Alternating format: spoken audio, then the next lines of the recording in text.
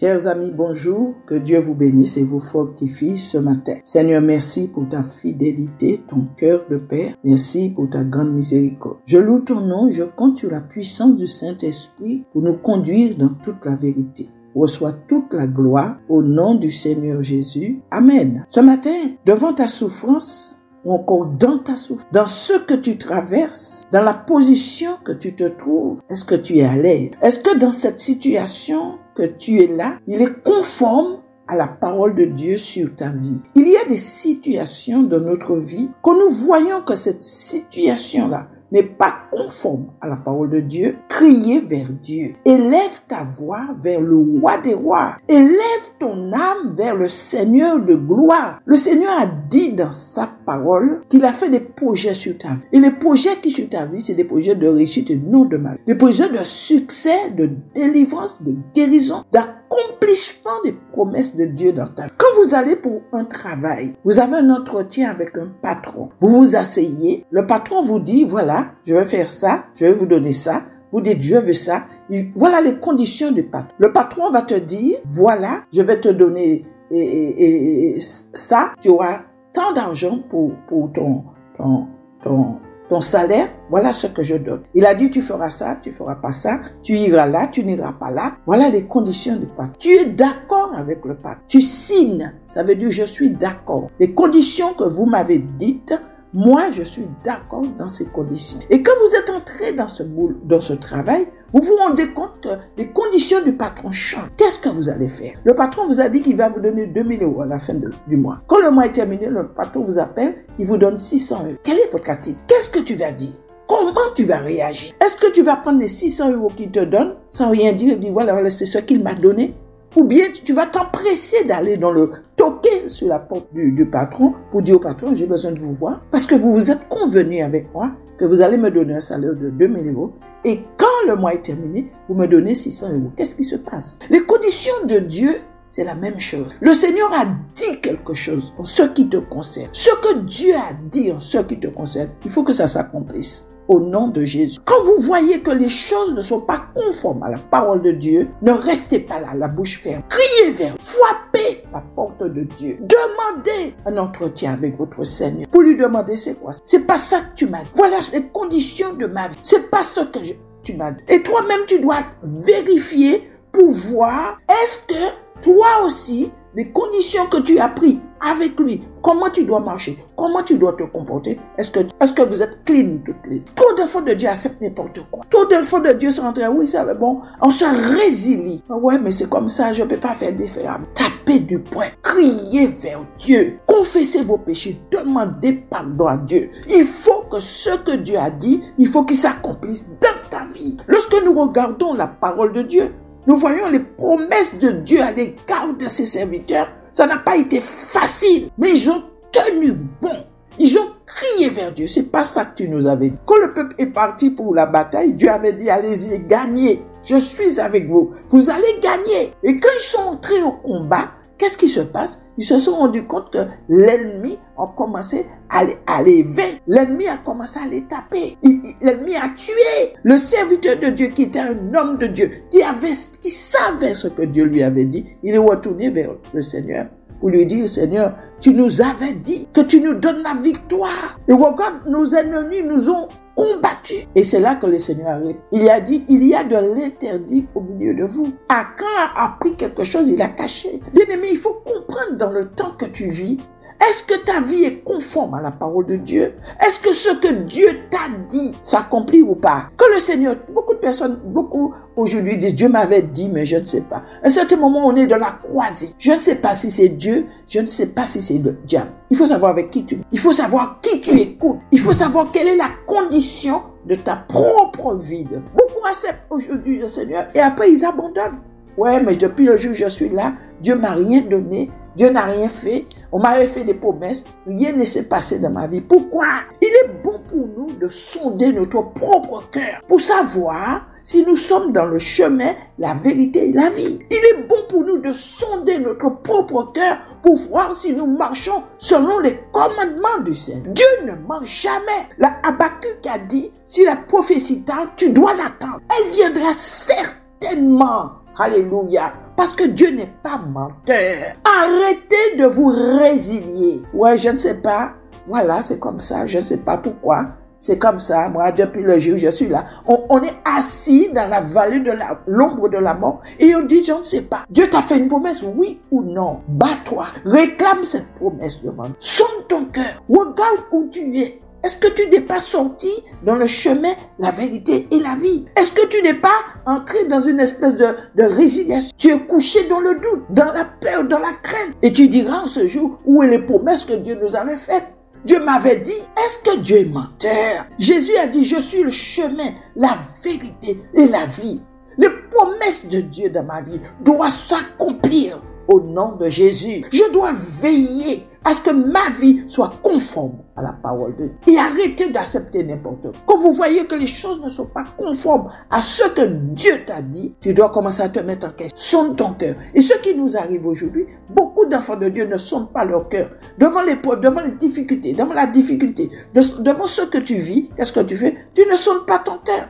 Tu ne regardes pas où ça tu es. Tu ne fais pas une révision dans ta propre vie pour voir est-ce qu'il y a quelque chose qui ne va pas dans ma vie. Parce que celui qui est fiable, c'est Dieu. Il ne ment jamais. Il ne sait pas mentir. Il se tient dans la... Il est lui-même. Donc quand je vois ma vie qui n'est pas conforme à la parole de Dieu, je dois commencer à me poser des questions. Le Seigneur a dit, l'homme quittera son père et sa mère. Il s'attachera à sa femme.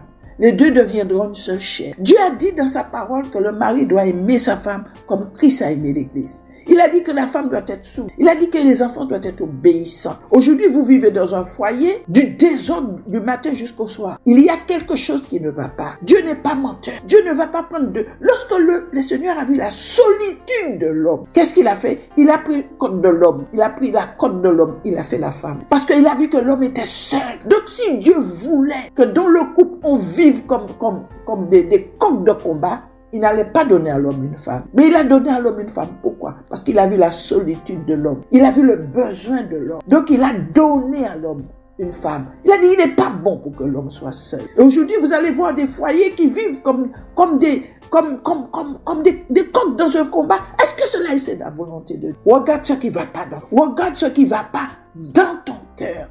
Regarde ce qui ne va pas dans vos cœurs.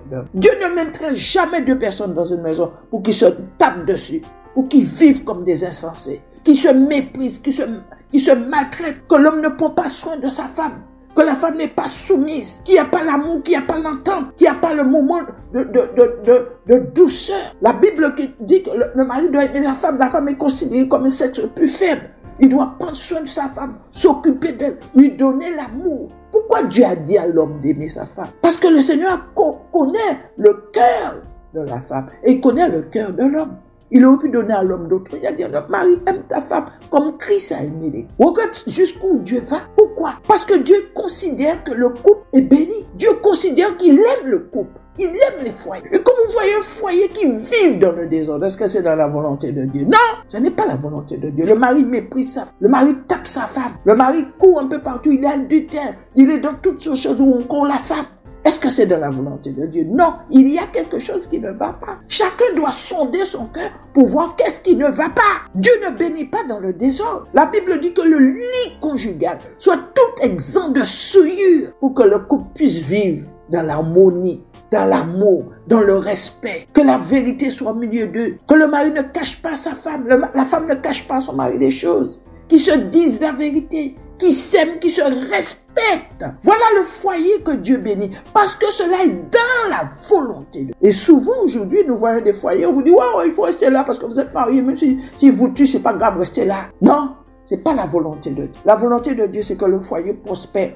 La volonté de Dieu, c'est que le mari donne à sa femme ce qu'il lui doit et que la femme donne à son mari ce qu'il lui doit. Qu'ils élèvent leurs enfants dans la crainte de Dieu, dans l'obéissance, dans l'humilité, qu'ils se respectent mutuellement, qu'il n'y ait pas de cachotterie, qu'il n'y ait pas d'adultère, d'impudicité et des choses semblables. Voilà la bénédiction. Voilà la volonté de Dieu pour un foyer. Voilà la volonté de Dieu pour nos enfants. C'est là que Dieu met la bénédiction. C'est là que Dieu envoie la bénédiction. Lorsque nous nous voyons des situations qui n'est pas correctes dans la volonté de Dieu, pose-toi des questions, sonne ton cœur. Regarde ce qui ne va pas. On a trop tendance à dire Dieu va faire et puis on est assis là. Souvent, notre propre vie ne glorifie pas Dieu. Est-ce que c'est la faute de Dieu? C'est notre propre faute. Parce que nous ne sondons pas notre cœur pour savoir si nos vies sont à la gloire de Dieu. Est-ce que nous sommes conformes à la parole de Dieu? Est-ce que Dieu prend plaisir dans notre vie? Chers amis, Dieu est fidèle. Dieu ne change jamais.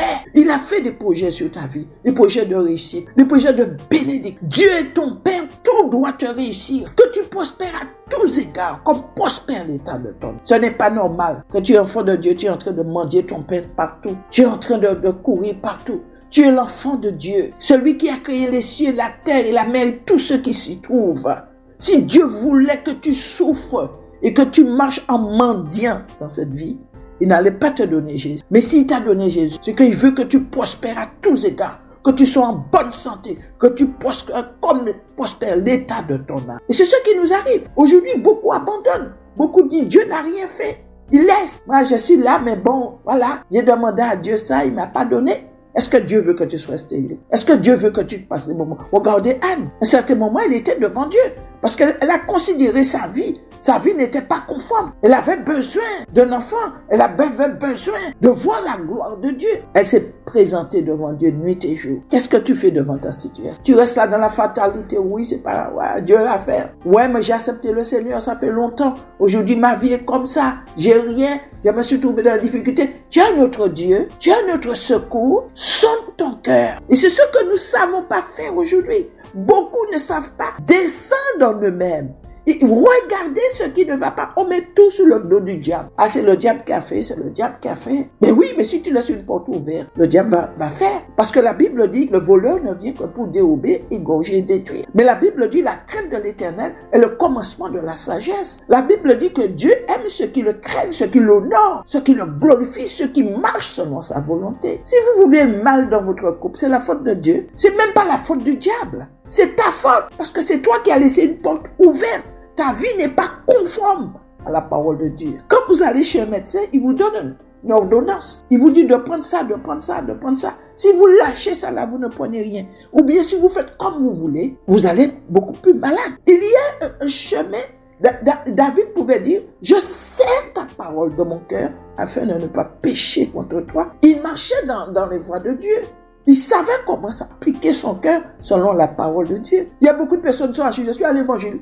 Et puis ils sont là, ils vivent comment? N'importe quoi. Rectifiez vos vies devant. Ce que nous traversons aujourd'hui, ce n'est pas la faute de Dieu, c'est notre propre faute. Quelquefois, on laisse des portes ouvertes. Et qu'est-ce qui se passe? Le diable vient, mais il a un boulot, lui. Il ne vient pour égorger, il est là pour détruire, pour égorger. C'est son boulot. Mais quand tu veilles sur ta propre vie, tu veilles sur ton âme, tu t'éloignes du chemin qui t'emmène chez la femme adultère, que tu t'éloignes du chemin qui t'emmène dans le vol, tu t'éloignes dans le chemin qui t'emmène dans toutes les hérésies, eh bien, tu marches dans l'obéissance, dans la sanctification.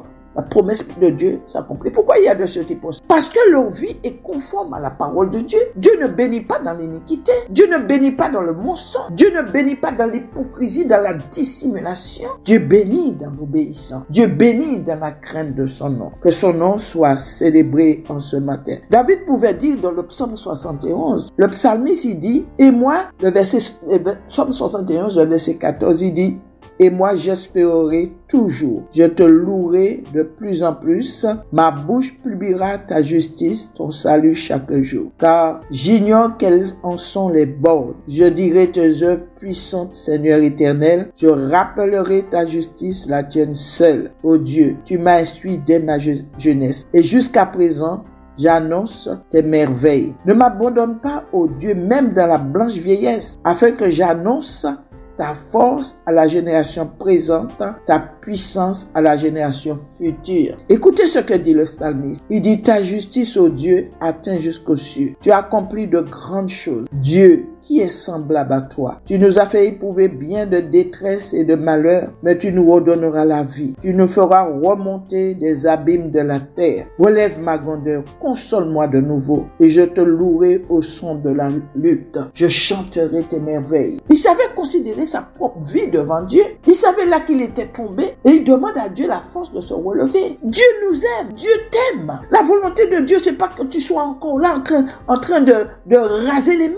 La volonté de Dieu, c'est que tu prospères à tous égards. La volonté de Dieu, c'est que tu témoignes son nom. Tu proclames sa justice. Tu témoignes de ce qu'il a fait dans ta vie. Combien ne témoignent même pas le nom du Seigneur? Combien ne racontent même pas leur témoignage? Quelquefois, on est comme des enfants. Seigneur, donne, donne, donne, donne, donne, donne. Mais Dieu t'a tout donné déjà. Rentre dans le plan de Dieu. Rentre dans le couloir que Dieu t'a placé. Chez Dieu, il y a un chemin de bénédiction. Il y a un chemin de délivrance. Il y a un chemin de guérison. Que Dieu ce matin te bénisse. Que la force du Saint-Esprit te donne à reconnaître la bonté et la miséricorde de Dieu. Quand je regarde dans le psaume 70, dans ces moments terribles dans sa vie, David pouvait dire à Dieu, il dit à Dieu, oh Dieu, à toi de me délivrer. Éternel, à toi de me secourir. Est-ce que c'est ta prière aujourd'hui devant ce que tu traverses? Est-ce que tu es devant Dieu? Est-ce que tu te couches devant Dieu? Est-ce que tu es là en train de dire au Seigneur, Seigneur, c'est pas ma vie, c'est pas ça que tu m'avais dit. Maintenant, je reconnais que j'ai mal agi. Je reconnais que j'ai mal fait. Je te demande pardon. Mais maintenant, Seigneur, à toi de me délivrer. Éternel, à toi de me secourir. Presse-toi de me secourir. Et David savait parler à son Dieu. Lorsqu'il s'est trouvé dans les difficultés de sa vie, il disait à Dieu, presse-toi.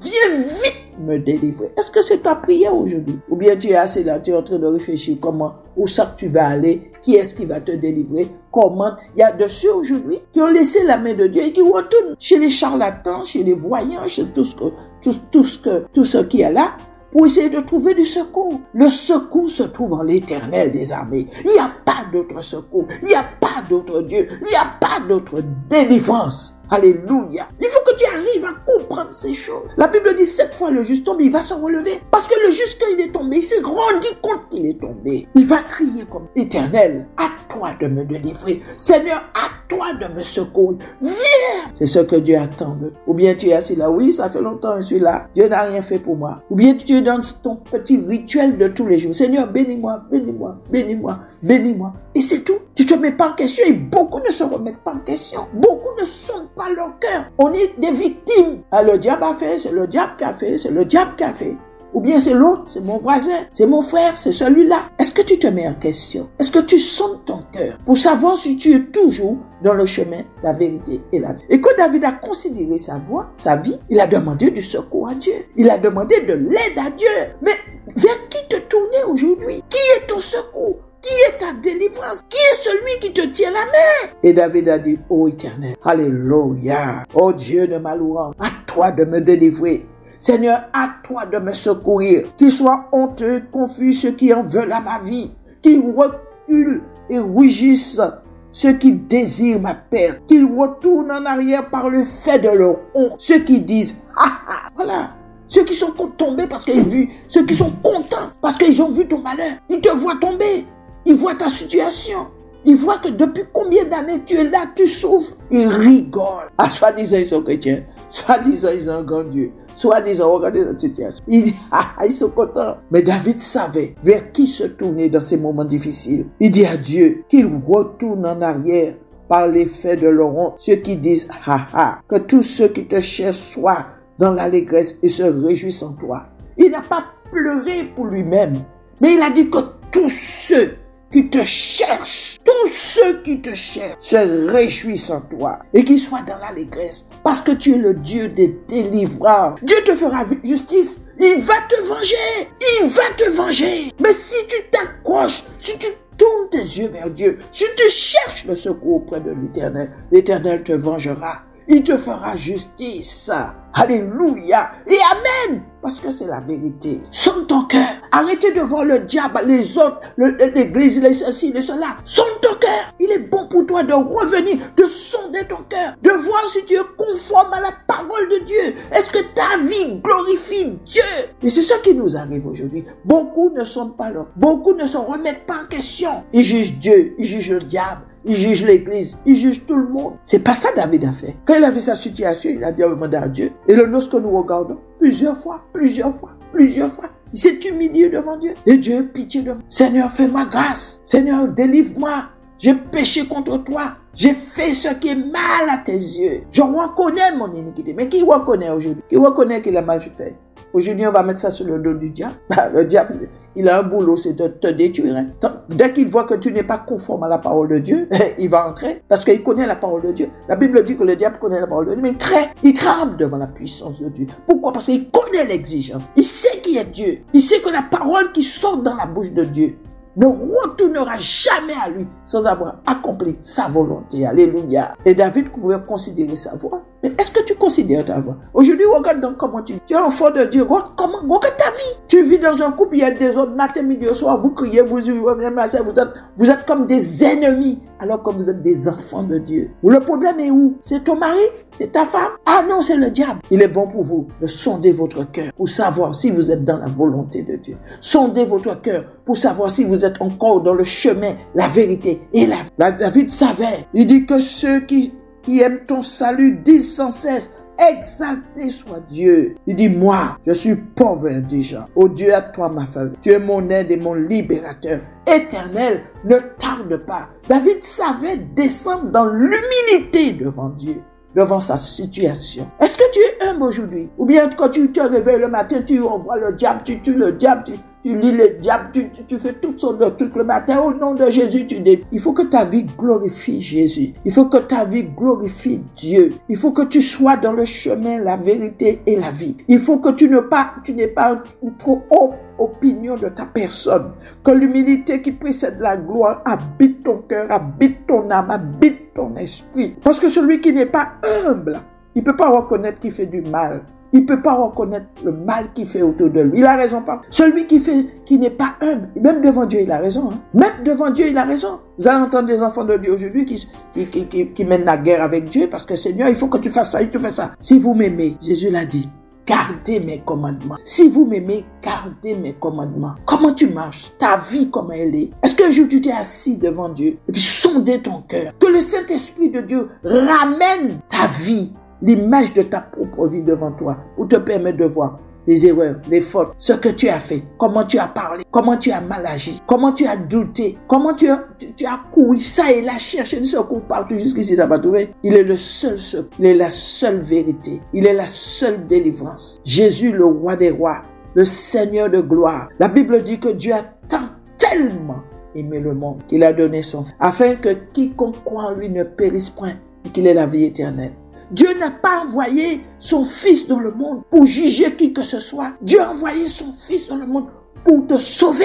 Apprenez à vivre dans la joie, dans la paix de Dieu. Apprenez à faire de Dieu, l'Éternel, tes délices. Lui-même va te donner ce que ton cœur désire. Aujourd'hui, on vient devant Dieu avec une liste. Je veux un bateau, je veux une maison, je veux 2 avions, je veux ceci, je veux cela, je veux ça, je veux ça, je veux un mari comme ça, je veux une femme comme ça, je veux des enfants pas trop noirs, je veux des enfants pas trop blanches, je veux... Vous connaissez comment on parle devant Dieu aujourd'hui. Mais qui sonde son cœur? Qui regarde s'il est dans le chemin, la vérité et la vie? Qui regarde aujourd'hui s'il a de la compassion, la miséricorde, s'il aime, s'il pardonne? Seigneur, pardonne-moi, mais tu vois, tu pardonnes personne. Seigneur, fais-moi justice, mais tu fais pas justice. Tu ne marches pas dans la justice. Chers amis, Dieu n'est pas menteur. Je ne quitterai pas ce monde tant que je n'ai vu la gloire de Dieu, les promesses de Dieu à mon égard. Il a dit, c'est la vérité. Il faut que cela s'accomplisse dans ma vie. Dieu est vrai. Alléluia. Ceux qui ont cru à la parole de Dieu, ils ont salué de loin, même s'ils sont. Mais ils l'ont vu. Parce que Dieu n'est pas menteur. Ta vie là, c'est quoi? Avec tes raisonnements, tes propos, ta manière de fonctionner. Il y a des gens qui ont le faux raisonnement. J'ai l'impression des fois, on a tendance de croire que Dieu, il est là. C'est le petit garçon de café, quoi. Il est là. Tu lui fais, Seigneur, fais comme ça, fais comme ça, fais comme ça. Fais comme ça. Seigneur, il faut que tu fasses comme ça. C'est pas toi qui donnes des ordres à Dieu. Dieu a déjà fait un projet sur ta vie. Le projet de Dieu sur ta vie, tu dois rentrer là-dedans. C'est déjà fait. Et comment tu peux entrer dans le projet de Dieu dans ta vie? Dans l'humilité. Reconnaissant tes faiblesses, tes manquements. Reconnaissant que tu n'es pas obéissant. Tu ne crains pas Dieu. Tu ne marches pas dans l'humilité. Jésus l'a dit, si vous m'aimez, gardez mes commandements. Il n'y a pas d'autre chose. Il n'y a pas d'autre chemin. Beaucoup se lèvent aujourd'hui, Seigneur, je veux te servir. Mais voilà, je veux ça, je veux ça, je veux ça, je veux ça. Il n'y a pas de condition. Condition que Dieu a déjà mis. Si vous m'aimez, il a dit, gardez mes commandements. La Bible, Jésus l'a dit, mes brebis ne vont pas suivre un mercenaire. Mes brebis entendent ma voix. Le berger se lève, s'il a l'habitude de siffler ses brebis, il va siffler au loin. Les brebis vont venir parce qu'ils connaissent la voix du berger. Et si quelqu'un qui vient avec une trompette qui dit pom, pom, pom, les brebis vont lever leur tête, ils vont regarder au loin, ils vont dire, mais qui c'est celui-là? Si tu connais ton berger, si tu connais la voix de ton berger, obéis quand il t'appelle. Soumets-toi quand il te le demande. Que la crainte de Dieu s'empare de ta vie. Sonde ton cœur pour voir. Il y a des gens qui ne veulent même pas sonder leur vie. Ils vivent comme des oiseaux. Je ne sais pas si les oiseaux ne sondent pas leur propre vie. Parce que quand ils vont vont avoir des petits, vous allez voir que l'oiseau sait qu'il va avoir des petits. Il va commencer à faire son nid avant de mettre les œufs. Il ne met pas l'œuf sur le bois. Il ne va pas mettre l'œuf sur le bâton en haut sur une branche, et puis partir et chercher faire son nid. Il fait son nid d'abord, et après, il rentre chez lui. Et à ce moment-là, il commence à faire ce qu'il a à faire. Chers amis, ce matin, Dieu n'est pas notre pote de café. Dieu n'est pas notre taximan. Dieu est notre Père. Jésus a dit, si vous m'aimez, gardez mes commandements. Il est bon pour l'homme de son cœur. Trop d'orgueil. Moi, j'ai fait, moi, j'ai dit à Dieu, moi, Dieu m'a dit, moi. On a besoin d'entrer dans cette humilité. Écouter la voix de Dieu. Non seulement entendre, mais se soumettre. Non seulement entendre, mais obéir à la voix du roi des rois. Lorsque tu vois ta vie n'est pas conforme à la parole de Dieu, sonde ton cœur. Commence par sonder ton cœur. Lorsque tu vois que dans ton foyer, c'est du désordre, de crier, des injures, des insultes, il n'y a pas de support, il n'y a pas d'amour, il n'y a pas de miséricorde, il n'y a pas de compassion. Sondez vos cœurs devant nous, parce qu'il y a quelque chose qui ne va pas. Ne commencez pas à mettre tout sur le dos du diable. Mais il est bon pour nous de savoir que Jésus a dit, la Bible dit, celui qui marche dans la vérité, le malin ne peut pas le toucher. Celui qui marche dans l'obéissance, le diable fuit de toi, loin de toi, parce qu'il sait que tu es un homme, une femme obéissante. Tu as la crainte de Dieu, tu ne feras pas n'importe quoi. Celui qui ne prend pas plaisir dans le péché, celui qui ne jure pas pour mentir, le malin s'éloignera de toi. Tu te garderas toi-même, et le diable fuira loin. Aujourd'hui, on est victime de tout. Le diable, Dieu avait dit, il n'a pas fait. On se trouve victime ah oui, je suis dans cette église-là, c'est pas bon, je vais chercher une autre église. Le frère là, la soeur là, mon voisin là, on se remet jamais en question. Sonde ton cœur. Regarde là où tu es tombé. Demande pardon à Dieu. Et demande-lui de te relever. Il le fera. Parce qu'il n'est pas venu pour détruire. Il est venu pour sauver. Il est venu pour restaurer. Il est venu pour libérer. Il est venu pour te donner des années de bonheur et de réjouissance. Même quand nous allons traverser des moments difficiles, Jésus a dit, prenez courage, j'ai vaincu le monde. Ça veut dire que dans ces moments difficiles, tu dois triompher dans la paix, dans la joie de Dieu.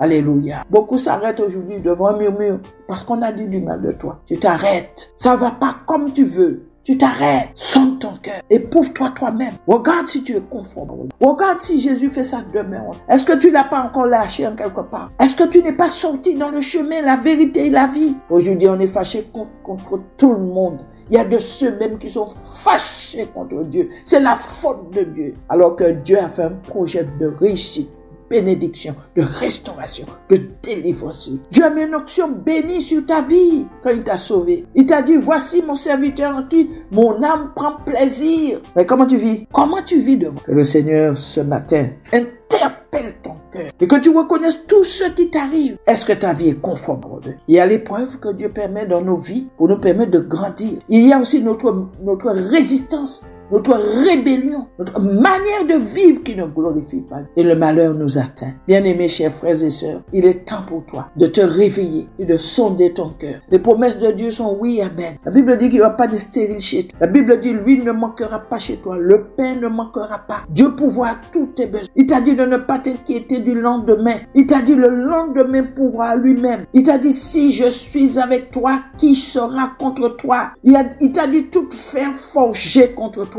est nul et sans effet. Il a dit, voici, je vous ai donné le pouvoir de marcher sur les serpents, les scorpions, sur toute la puissance du diable. Rien ne pourra. La Bible parle de l'épée de l'esprit. Il n'a pas dit un couteau chien. Il n'a pas dit un petit couteau. Il a dit l'épée de l'esprit. Et beaucoup vont se battre avec un petit couteau chien. Beaucoup vont se battre avec un tout petit un canif. Il a parlé de l'épée de l'esprit. L'épée, il y a la lame. L'épée, il y a aussi le poids. L'épée aussi, il y a la manche. Si tu as une épée qui n'a pas de manche, tu es en difficulté. Toi-même, tu vas commencer par te blesser. Il a dit l'épée de l'esprit, qui est la parole de Dieu. Offensive, avec quoi tu te bats? comment tu te bats. Ah, le diable, c'est le diable, ah, c'est le diable. Non, le diable n'a aucun pouvoir sur moi parce que je suis enfant de Dieu. La Bible me dit ce que je serai n'a pas encore été manifesté. Mais lorsque cela sera manifesté, je serai semblable à lui. Quand je le verrai tel qu'il est. Alléluia. Le diable n'a aucun pouvoir sur moi. J'ai donné ma vie à Jésus, le roi des rois, le Seigneur des seigneurs. Il y a quelqu'un qui a payé ma dette. C'est Jésus-Christ de Nazareth, le Fils du Dieu vivant. Alléluia. Tu as compris ça? Si j'ai péché, j'ai un avocat auprès du Père. Et le sang de Jésus me purifie de tout péché. Ne pratiquez pas le péché. Beaucoup d'enfants de Dieu pratiquent. Ils sont dans une pratique. Alors que Dieu t'a lavé, t'a sanctifié, tu as fait comme le chien. Il a vomi, il est retourné dans son vomi. Le cochon, on a lavé le cochon, il est retourné dans la boue. Et on pratique le péché. Aujourd'hui, le péché a beaucoup plus de valeur dans ta vie que la grâce de Dieu. Sonne ton cœur. Que le Seigneur te bénisse. Que le Seigneur te fortifie ce matin. Reste béni dans la... Et que le Saint-Esprit de Dieu ce matin te donne cette intelligence, cette sagesse de sonder ton cœur. Et repens-toi de et appelle les promesses. Ils s'accompliront certainement. Que Dieu te bénisse. Je t'aime beaucoup. Bon courage à toi. Écoute et mets en pratique la parole de Dieu et tu verras la gloire. Merci de vous abonner, d'activer la cloche de notification et de Bonne partager. journée. Voici notre partenaire se trouvant au Cameroun, Brave Heart Organisation.